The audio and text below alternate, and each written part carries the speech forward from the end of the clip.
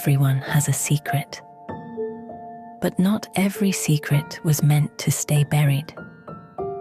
Welcome to the confession chamber. Sometimes I look at my own mother and feel like I'm standing in the wrong place in my own life. Like somehow she's living a role that my mind keeps telling me should have been mine. And that thought terrifies me. I'm 27 from Haiti, and I don't think I've ever been fully okay. Not in my thoughts, not in my emotions, not in the way I relate to the two people who gave me life.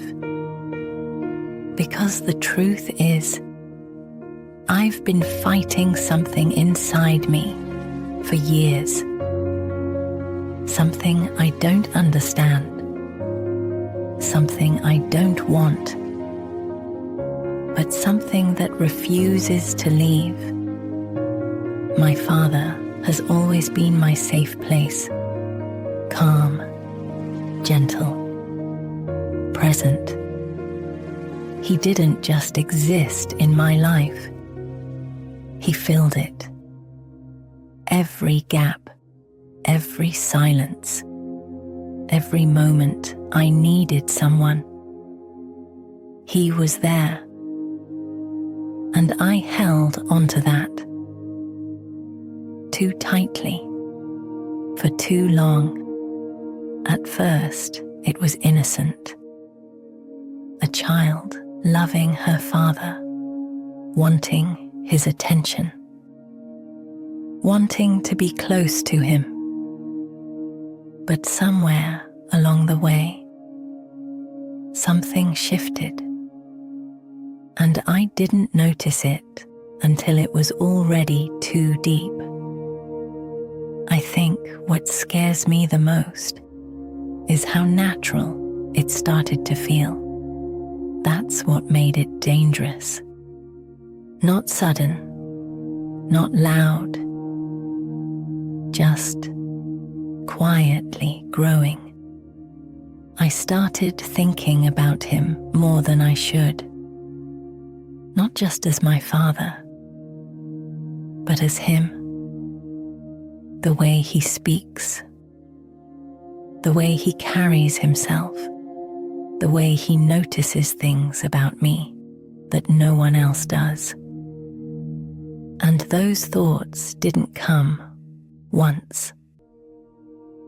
They stayed, they repeated, they became a pattern. Sometimes I would sit in silence and replay small moments in my head. A conversation, a smile, a simple, "Are you okay?" from him. And I would hold onto it like it meant more than it should. Like it filled something inside me that nothing else could. That's when I realized I was losing control. Not physically, but mentally, emotionally, in ways that felt like I was slowly slipping into someone I didn't recognize. The jealousy toward my mother became sharper. Not just discomfort, not just irritation, but something that would sit in my chest and refuse to move. I would watch them together and feel this tightness build inside me. Like I was watching something that excluded me, something I wasn't supposed to want, but couldn't stop reacting to. There were moments I would avoid being in the same room as them, because I couldn't trust my own thoughts. I would sit there, quiet, pretending to be normal, while inside my mind was screaming at me to look away.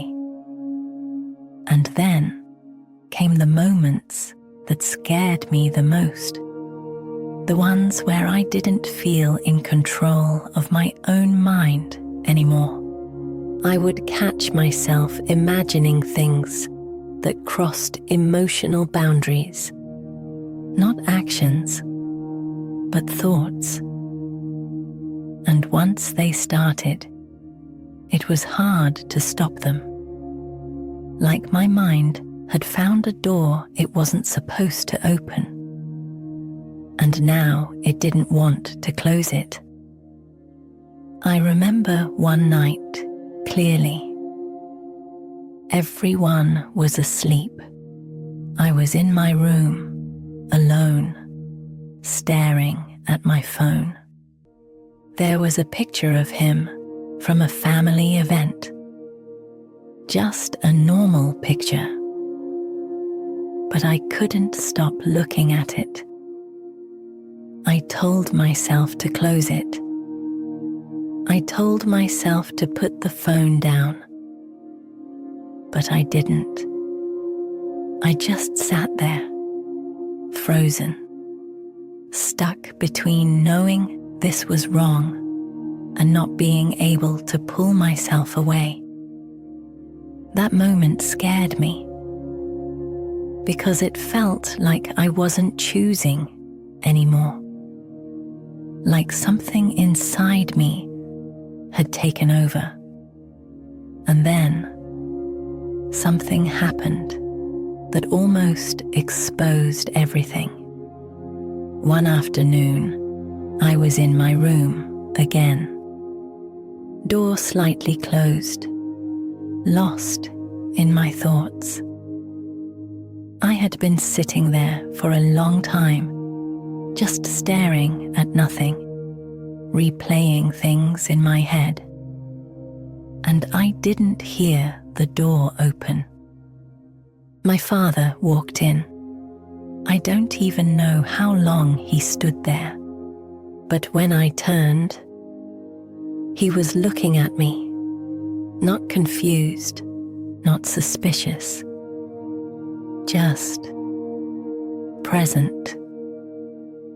And for a second, I felt like he could see everything, every thought, every feeling, every secret I had buried. My heart started racing. I couldn't breathe. I couldn't speak. I just stared at him, frozen. He asked me a simple question. "Are you okay?" And I broke inside, not outside. Outside, I smiled. I said, "Yeah, I'm fine." But inside, something cracked, because I realized how close I was, how close everything was to falling apart. After he left, I sat there, shaking, not because of what happened, but because of what almost happened. Because for a moment, I felt exposed, like I had been seen, and that terrified me more than anything. Since that day, the fear has been constant. Fear of being discovered. Fear of losing control completely. Fear of becoming something I don't recognize anymore. I started distancing myself, spending less time around him, avoiding conversations, avoiding eye contact sometimes. Not because I don't love him, but because I don't trust myself. My relationship with my mother feels heavier now, because every time I look at her, I'm reminded of the thoughts I wish I didn't have, and the guilt that comes with them. The hardest part is this: no one has done anything wrong. There's no event to blame, no action to point at, just feelings that grew in the wrong direction and stayed there. And now I'm the one left trying to untangle them, alone. Some days I feel like I'm getting better, like I understand it more, like I can separate it. Other days, it feels like I'm right back at the beginning. But one thing I know now that I didn't know before is this: this isn't love. Not the kind people think of. This is something else. Something broken. Something that started as comfort and turned into confusion. And I'm trying, slowly, to take my life back from it, to rebuild what love should actually feel like, to create distance where my mind refuses to forgive myself for thoughts I didn't choose, but still have to take responsibility for. Because at the end of the day, I can't control what first entered my mind, but I can decide whether I keep feeding it or finally let it starve. And maybe that's where my healing begins. Not in pretending this never existed, but in refusing to let it define me anymore. If you're carrying something silently, just remember, you're not alone. This is the confession chamber, where secrets speak and truth begins to breathe. If this story made you feel something, don't forget to subscribe, like, and share, so more voices don't stay hidden in silence. And if you have a story, you can share it anonymously. Just press submission link on below. Maybe it will be the next voice heard here, because sometimes healing begins with telling the truth. Thanks for listening. Until next time, bye.